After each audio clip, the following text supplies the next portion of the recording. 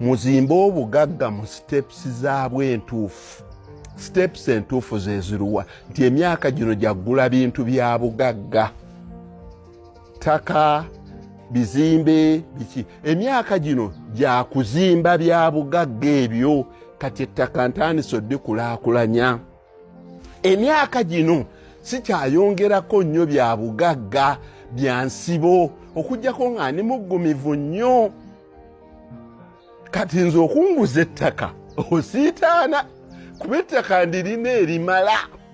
Obuvunaanyizibwa bwokka bwe nnina kwe kulaba nga ndikozesa maximumly and efficiently okulizaaza ssente. Naye bannanga abaali balabira okumpi, buli lwe yagulangayo kapulotiko oba akabanja ke ng'ate anoonya ssente ezizimbamu. Kati balina obuzigo bwabwe buno oba butaano, nze neeyongerayo ttaka ku ttaka, ttaka ku ttaka, ttaka ku ttaka. Oluvannyuma bwe ntandise odidevelopinga ne balooka bazuukuka nti owoye yali pulaani ye. Funa assets nga emyaka gyo gikyali mito, nga gikyali mirungi. Bw'otuuka mu myaka ejja wakati developinga assets zo bulungi, bw'omala okuzidevelopinga assets zo, then concentrating nnyo n'okubeera ne liquidity, cash flow. Banayi teriyo kitwazisiza bintu by'abagagga nga mabanja. Amabanja tegaali badde mabi, naye amabanja okusasula kikaluba. Omusajja n'abeera ne factory nnene nnyo, omusajja n'abeera n'ekizimbe nga kinene nnyo, naye nga bamubanja miliyoni 200 naye ng'ekizimbe kya biliyoni 6. Naye n'abanga yeekutte bw'ati nga tasobola kusasula miliyoni ezo 2. Miliyoni 2 ne zigenda nga zigejja paka lwe zifuuka biliyoni 2. Ekizimbe ne kigenda lwa kwewola miliyoni 2. Ekyo kiva ku ki? Kwe kuteeka nnyo ssente mu bintu ebikalu n'otaba na bireeta ssente.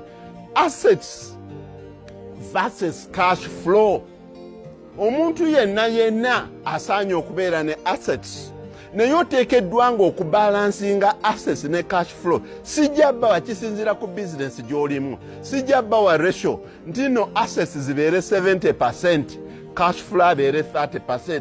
Kisinziira mu bizinesi gy'olimu. Kati nze ng'okulima, ettaka lyange litwala about 80% ku by'obugagga bwange. Ettaka lyange kye kisingako okuba eky'obugagga kyange. Naye ate ettaka terireeta ssente. Nannyini kuleeta ssente bwe buno bu 20% obwa cash flow okusobola okuyimirizaawo ettaka liri. So mwegenderezenga nnyo ng'abantu babayingiza mu bintu ebitayinga capital.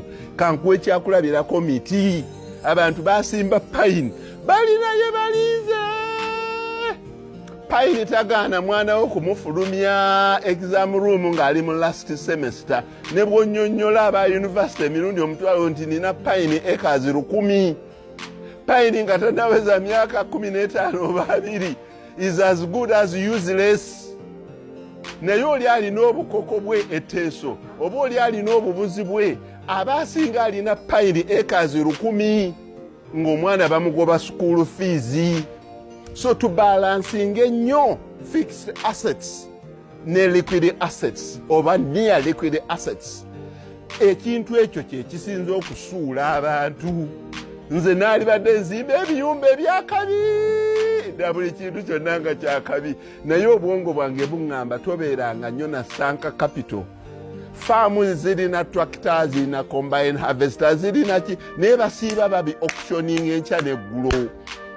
Nga yabigula n'agula aguuma, kino ekyuma akirina, kiri ekyuma akirina, naye ng'okuyingiza ssente kutono.